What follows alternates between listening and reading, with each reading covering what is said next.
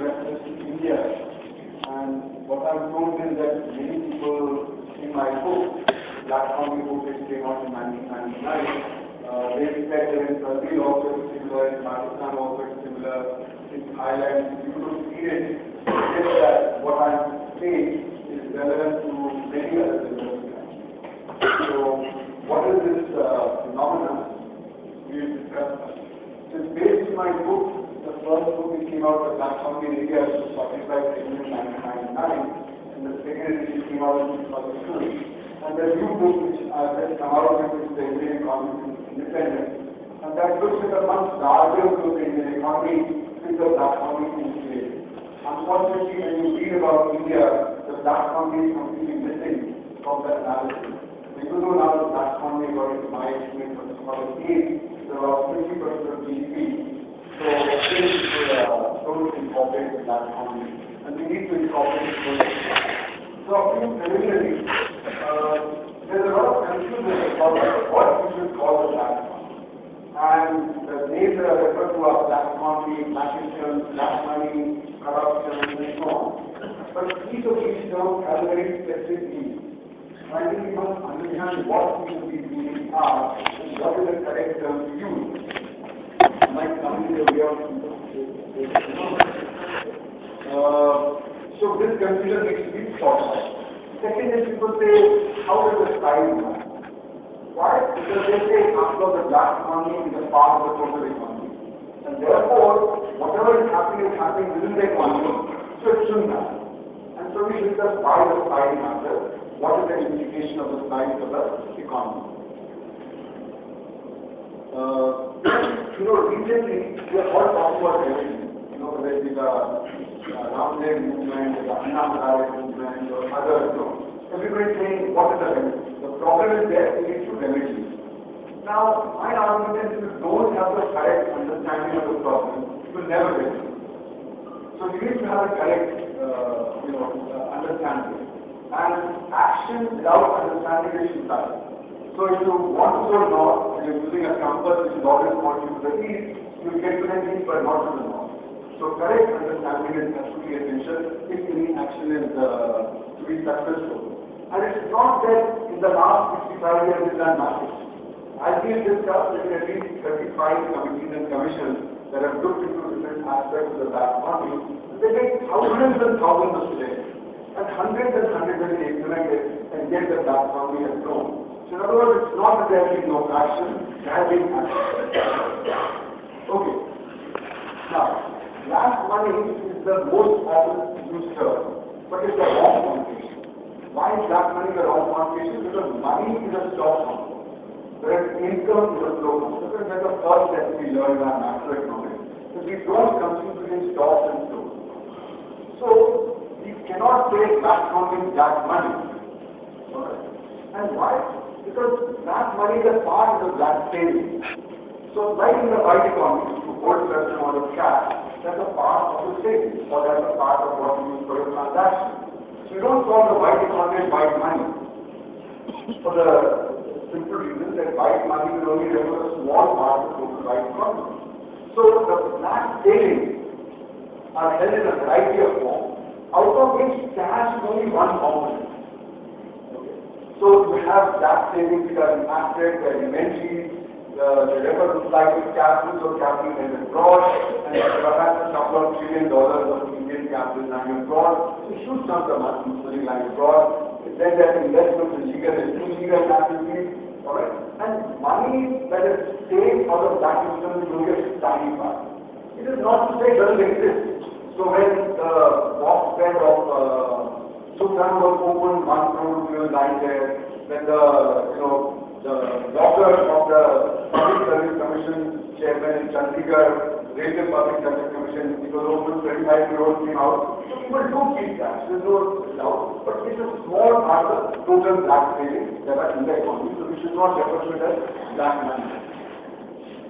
Next important point is, very often we are going to about the black money.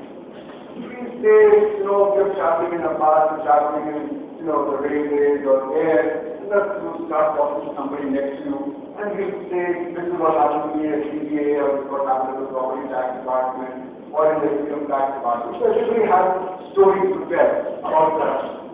But that's anecdotal. What we need to do is understand the totality and how does it work in the system. And what I'll show you is it works in the macroeconomic system. If we understand that, we have the analytics of it, and then we'll be able to do something about it.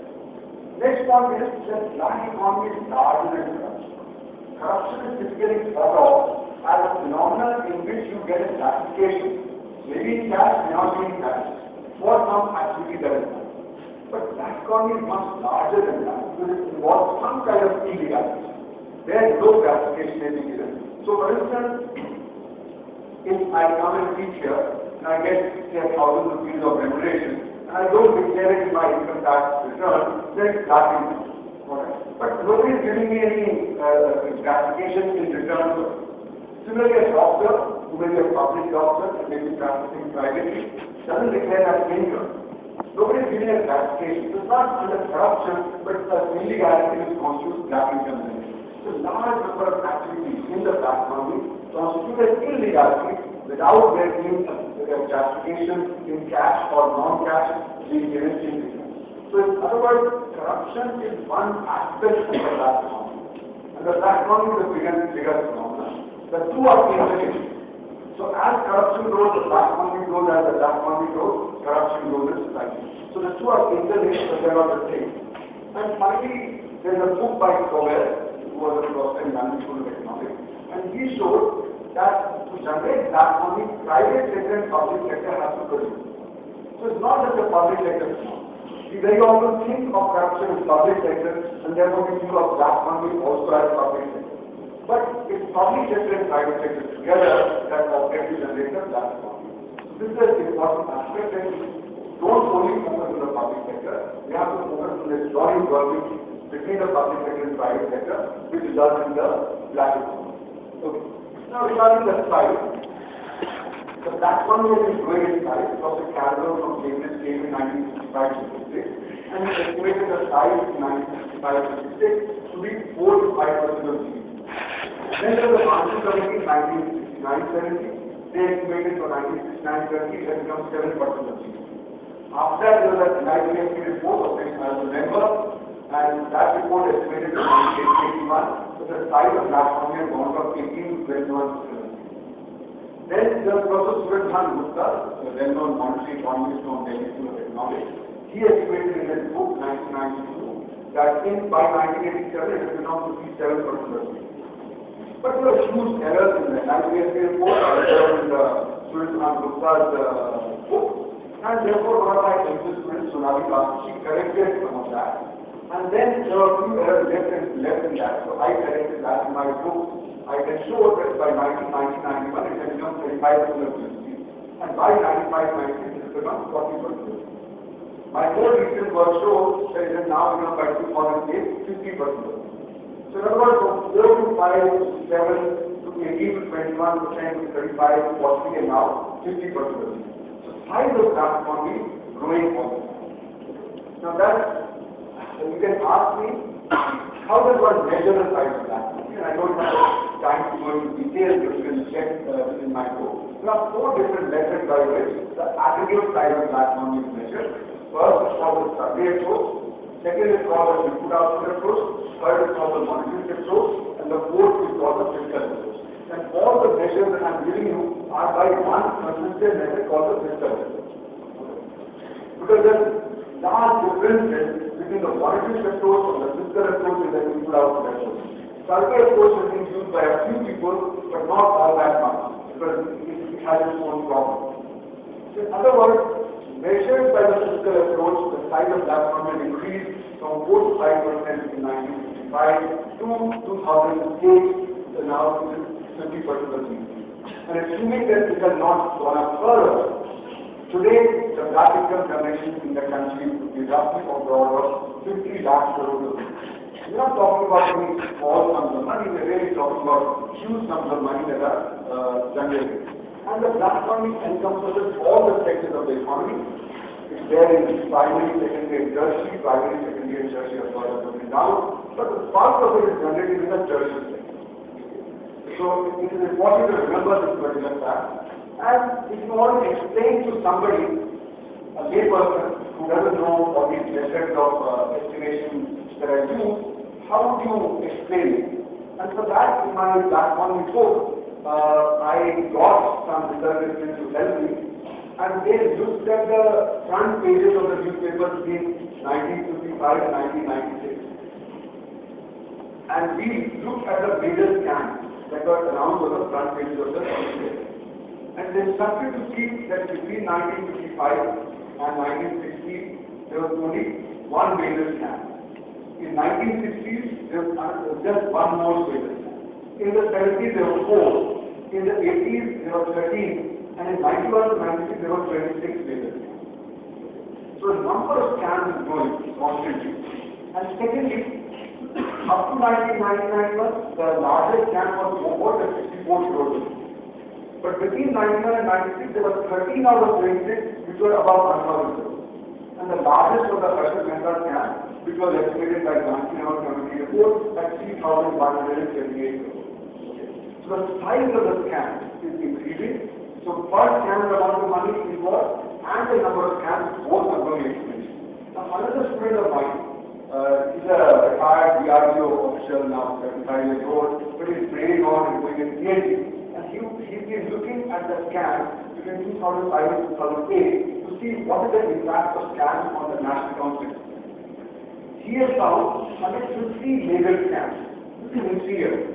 So now we have an instance of one new scam coming every week. The average is 2005 to 2008. And the amount of money involved, now we're talking about 10,000 crores and 1 lakh crores. So Madhu Koda scam is roughly 10,000 crores. Raju Satyam scam is also about 10,000 crores. There of course the gold-based scam, the 2G scam, the ISO scam, the various other scams. These are all ranging in much larger numbers than 64 crores, which was the national share, 1999. So the number of scams and the scale of scams has increased enormously. Now, this brings us to the question of why consider black money intelligence at all. And for that, these are the points that I made. If the black economy is 50% of GDP, it's larger than agriculture plus industry put together. Because the primary sector plus the secondary sector now are 35% of GDP, whereas the black economy is 50% of GDP. If you ignore agriculture plus industry in your analysis, of course the result will be incorrect. So, if you ignore the black economy, your result will be incorrect. And that's why my argument is neither Amartya nor the case Pagati understand India because they don't think it should say the black economy. So the result will be completely incorrect. Second, the size of government is about 30% of GDP. So black economy is larger than the government.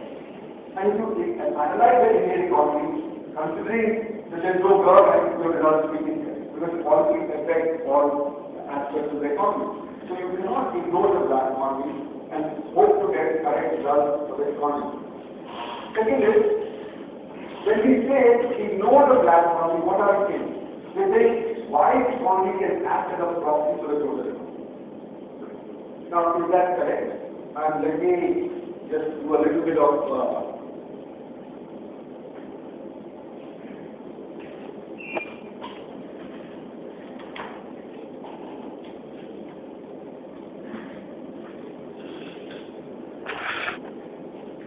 if this is a total economy and this is black and this is white, then what are we saying? We're saying that P is equal to W plus B. Alright. So when can the white economy represent the total economy if P is proportional to W? Which means P upon W has to be constant. If that is the case, then you can ignore the black. Because it's always going to be a certain percentage of the white economy.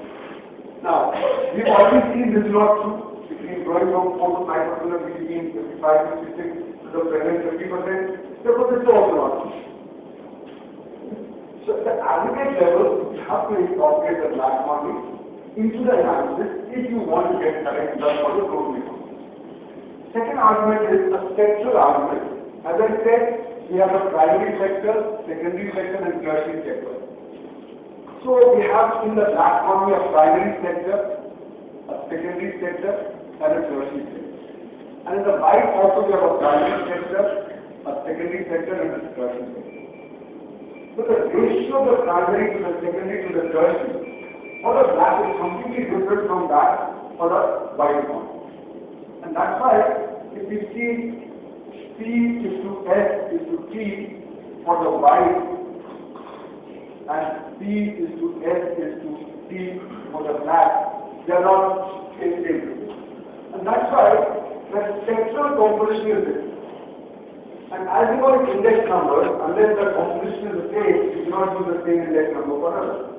So you cannot use the white economy to represent the black economy for sectoral reasons. And that's why you have to bring in the black economy to analysis if your results are to be correct. So white economy cannot act as a proxy to the total economy, either for aggregate reasons or for sectoral reasons. And as I told you, the tertiary sector here in the black economy is huge. That's where part of the black income is generated. So in the white economy it's 55%, but in the black economy it's 85%. Primary sector is very small, because by definition in agriculture you don't have black income. There is no income taxation in agriculture. So in agriculture by definition there is no black income. So primary sector. But now the companies would want to show their income as agricultural income, and that way evade the tax. Yeah. So that's only a distribution process, that's not a production. As you will see, in black income generation you will only count active income. And that's why, even though it's a mechanism to recycle of that from industry or business into primary sector, that will not get counted as primary sector, because that's only redistribution. Okay. So that problem will come to a little later. Next point is, economic laws are applicable to the totality of the economy, not to a part of the economy. Yes. So the economy that the scams that you say, earlier there were less scams, now there are more scams. Is it not possible that this because of the media and the transparency that is coming up now, the scams are easier to others now? Earlier there might be scams which were bigger. Fair enough, that's possible, but the discrepancy is huge. You know, the numbers you see 1, 1, 4, 8, 13, 26, and now 115 years. That's too huge to be just explained by media. You know, and the size of scams has been growing very dramatically over a period of time. So, while that's always possible, one cannot discount it. So, What do you mean by the tertiary sector, primary sector? primary sector is consisting of those things which come from nature. So, agriculture, forestry, logging, fishing. Secondary is built on top of that like manufacturing, etc. And tertiary is like trade and finance and other business services. So please look at the national account statistics, and I'll come back to that a little later. Okay. Economic laws are applicable to the totality of the economy, not a part of it. So for instance, one of the laws that we always test is saving equals investment. Now this is identity, the two sides of the coin. So saving and investment are the two sides of the same coin, and they should be identically equal. And we split this up into three parts. This is split up between the private, public, and external. And the sum of the three should be equal to 0. Okay, the S minus I. But this is applicable only to the totality of the data. The white plus black. If you only get into the white, the whole amount will be 0. And typically we test it with the white economy data. So Billy Rush's article in 1991, when he tried to look at the savings investment quality, he found that there were large errors. And of course, because he was only testing it with the white economy data. So savings is not around being equal to investment, and we'll see why that's there. So many of the economic laws have to be tested with the totality of the data, and not only just a part of it. And therefore, it's very important to get the right result by including the black economy also in the analysis. Sectoral implications we've already discussed, and failure of policy is entirely because of the black economy as we see.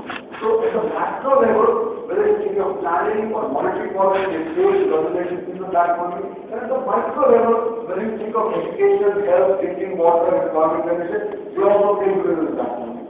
So to understand what's going on in the Indian economy and why we don't achieve what we set out to achieve, we have to bring the black economy to our economy. And finally, The economic policy paradigm that changed in 1991, we went from the old policy to the new policy, is also because policies were changed. But we did not analyze the black economy. And today also the policies are changing because of the black economy. So both the earlier policies and the current policies fail because of the black economy. So laws on paper differ from laws as they are. Okay, because of the black economy. So when we look for the problems in the new economic policy, the old policy, we have to bring it to the black economy, otherwise we will not come to the correct result. Okay. This is a graph which I will explain a little later, but what it shows is that this is the way the actual economy has gone. And this is the way hypothetically the economy could have gone if the black economy had not existed. So we are using 5% rate of growth as a result of black economy. So in the 70s when the economy is growing at an average of 3.5%, we could have been growing at 8.5%. In the last decade when we were growing at about 8%, we could have been growing at 15%. So in other words, this is a missed development because of black economy. So some people say, how does the black economy matter? It's a part of the economy, so it's after all contributing to output and employment. But the point is, potentially we could have grown much faster. So today the Indian economy is 11 trillion instead of 1.8 trillion. And we would have been instead of $1,500 per capita, we would have been about $11,000 per capita. So we would have been a middle income country rather than the bottom.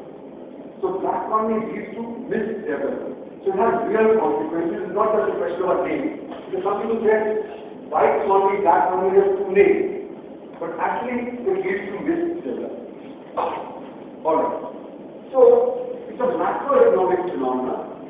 And what we have to see is in the macro there is unity in the environment. What is that unity of the phenomenon? And that's why it should be anecdotal, but it affects all the macro variables like output is affected, employment, investment, saving, export, import, growth rate, so all the variables are affected by the black. And therefore we have to bring this into the analysis. And here I would like to point out that policy works at different levels. If your macro policies are not right, your micro policies will also change. So we have to get our macro policies right first before we can think of getting the micro policies right and getting their effective take place in the economy. So the impact is that the black economy has engulfed the entire elite class of our society. So in the recent 5 years you find chief ministers, medical council of India chief, UGC chief, lawyers, doctors, judiciary, every section of elite section has been found to be involved in some kind of corruption and fraud. So black economy, what we study, affects almost all sections of life. And therefore it's a very widespread phenomenon. And some of the things that we see is that black economy raises the savings rate, but it makes the investment rate fall.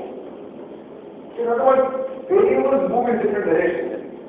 So what I'm arguing here, you can't just multiply everything by this fraction and say I'll be all right. So investment rate falls and savings rate rises. So in other words, variables move in opposite direction. So you can't multiply everything by the same amount. Similarly, you can't multiply the primary sector because the primary sector is black is much smaller. So variables cannot be multiplied by a fixed percentage and said that okay, now I can take care of the rest of the economy. So it's very important to see why that is. Secondly, the input-output ratio of the economy turns out being incorrect.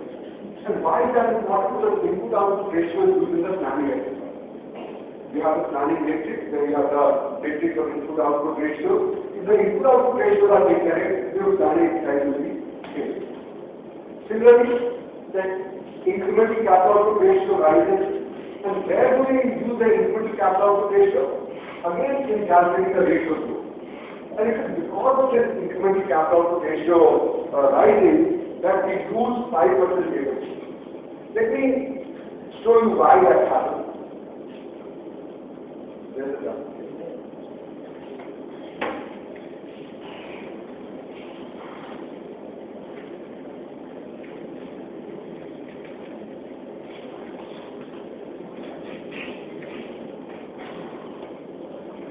The economy in India, as they say, has a rate of growth black, and the rate of growth Y. Okay. And because the black economy size is increasing, the rate of growth of black is greater than the rate of growth of white. So, the weighted average of the two, the actual rate of growth is increasing. Alright. There is a fourth rate of growth called the potential rate of growth, and that is larger in the black economy rate of growth. So, in other words, what I am arguing is that the black economy rate of growth is higher than the rate of growth of white. So, there is output in the black economy and there is employment in the black. But compared to the potential rate of growth of the economy, it is less. And the gap between these two is 5%.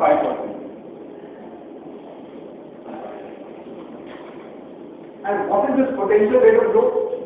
So, rate of growth of an economy is given by what? The investment ratio divided by the incremental capital output ratio. This is what the rate of growth is defined in the economy as. Now, the investment ratio is lowered by the black economy and incremental capital ratio is raised by the black economy. What the meaning of higher incremental capital ratio is that investment productivity is lower. So, investment is less productive. So, because I by Y falls, incremental capital ratio is big, so R falls. So, because of the existence of black economy, the rate of growth becomes less. So, what is the potential rate of growth?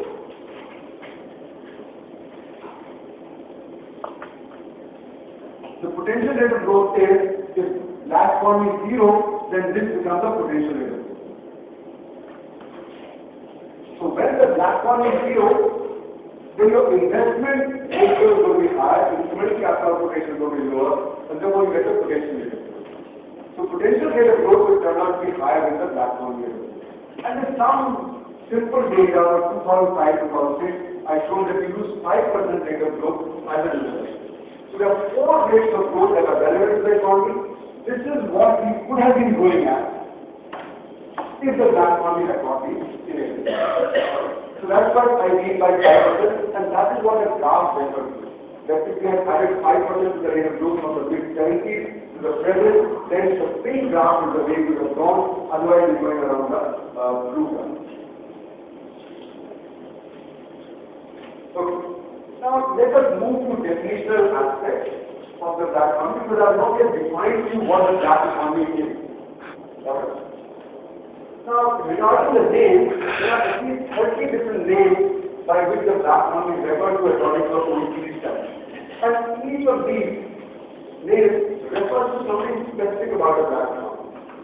So let us think about the parallel economy, which is a commonly used term. Just like the black money is a commonly used term, parallel economy is also not doing a good job. So how do we define parallel? In our geometry in the 6th class, we studied the lines which never meet. No. At infinity, Yes, they meet at infinity. That's a technical term. Because infinity is a number which is larger than any number you can give. Right? So therefore, two lines that meet at infinity is the technical way it is defined. Okay. So in other words, idea is that this is a white economy and this is a black economy and the two never meet. And that's why very often in the lecture we say parallel economy. But this is a completely wrong connotation in the Indian context, because white and black are intertwined in India. So if you go to buy a house property, you first pay in black and then you pay a check. So in the same transaction you generate a black income and a white income. Similarly, a manufacturer who produces an output which he doesn't declare and makes a revenue out of that, out of which he generates black income. Okay? Means that in the same production manufacturing unit, you generate black income and white income. So black and white are intertwined. Now in the West, white and black appear to be parallel because white is formal or legal and black is informal or illegal. So either in the West, black income is generated in informal activity or in illegal activity. Whereas in India, we generate that income both in formal and legal activity and in informal and illegal activity. Okay. So it's not fun. And it's very easy to see why that is the case. Suppose I look at income distribution of an economy. You may have studied somewhere in the how is income distribution, what is the distribution that characterizes income distribution? Does anybody remember? It's law of normally distribution. Income distribution, whether in US or India or other countries, is law of normally distribution. Okay. And it's easy to see why it's law of normal. Because there will be hardly anybody with zero income because you won't survive. And there will be very few people with large income. Okay, so the distribution has to come down. So it will go up and come down. So that's roughly an intuition behind why incomes are not normally distributed. Now, in the West, you begin to have taxation at very low levels of income. So, like in Sweden, 95% of the people are in the income tax. But in India, effectively 1% are in the income tax because our taxation begins at about 500% of the per capita income. Okay. So, in life when I was doing my PhD in physics at Princeton before I switched to economics, my fellowship of $400 was taxed at 20%. And I was at 1/3 the poverty line of India as a student. Okay.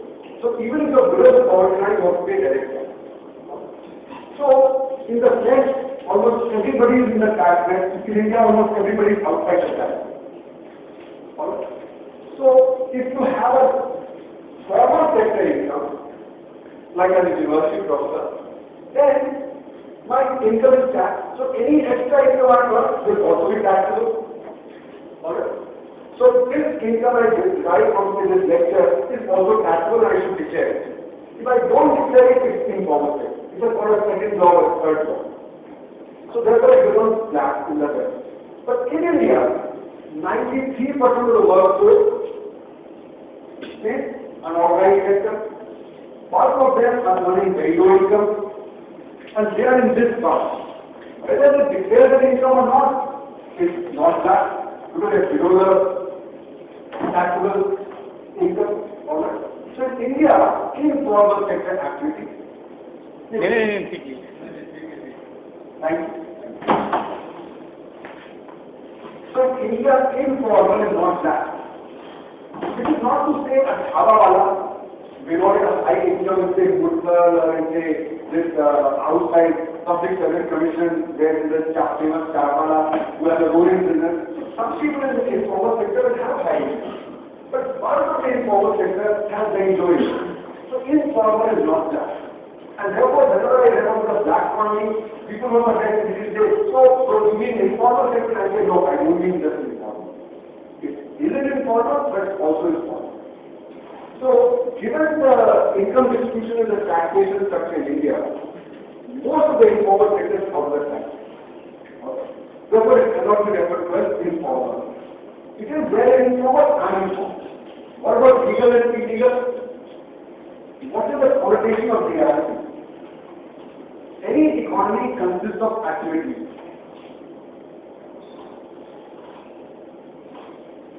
Right. So you can be doing agriculture, you can be in industry, you can be in construction, you can be in trade, you can be in finance. These are allowed activities, so they're legal. Now that's illegal activities also. So legal and illegal. Activities are legal or illegal. Illegal are like crime, mafia, narcotic drugs, smuggling, etc. These are not allowed by the law. And therefore, legal activities are supposed to produce goods. And what are illegal activities supposed to produce? Bad, social bad. These are called social bad. So idea is that goods and services increase the welfare of the individual. So they add to the national income and national income improves the welfare. But social bads are not counted in national income because there's lower your welfare. So even though people are employed in smuggling, their activity is not counted in national income. people do prostitution, but their activity is not counted in national income because they're supposed to lower the social debt. So please don't get it wrong. It's not that smuggling does not generate income, does not generate employment. It does. But the using of social tax is not counted in the national income. It's not counted in your national contribution. Now, in India, people generate, so in the West, people do not generate black income and legal activity. They only generate in illegal activity. But in India, we generate black both in legal and illegal activity. So, if I am a real estate person, then I am generating black income and white income simultaneously. If I am in manufacturing, I generate black income and white income simultaneously. So even though it's a legal activity, I also generate black income. So in the Indian context, black income is generated in legal and illegal activity both, and therefore it's not a parallel. So like this, we can keep on discussing various other things, but suffice to say that most of these terminology has come from the West. Because it was studied there, and they refer to something specific, and then they call it either informal or illegal or subterranean or vague or shadow or various things. Now, there's one other connotation which is racial, which is that legal activity produces goods. So therefore this is white economy, and this produces bad goods, black economy. So remember, white is good and black is bad, so black economy has a racial connotation. So we should refer to it perhaps something differently, but because of the traditional use of the term, I always stuck to it. But we have to be very clear that the term black economy has a racial connotation. Now, the next point is that in the literature there is complete lack of clarity. So like I'm reading this book by Samuel Paul, which is recently come on corruption. He all the time refers to the black economy as black money. But as I said, we should not refer to the black economy as black money, but we should refer to the black income produced in the black economy. So this is the first confusion that we have to get. Second is the distinction between accounting and unaccounted.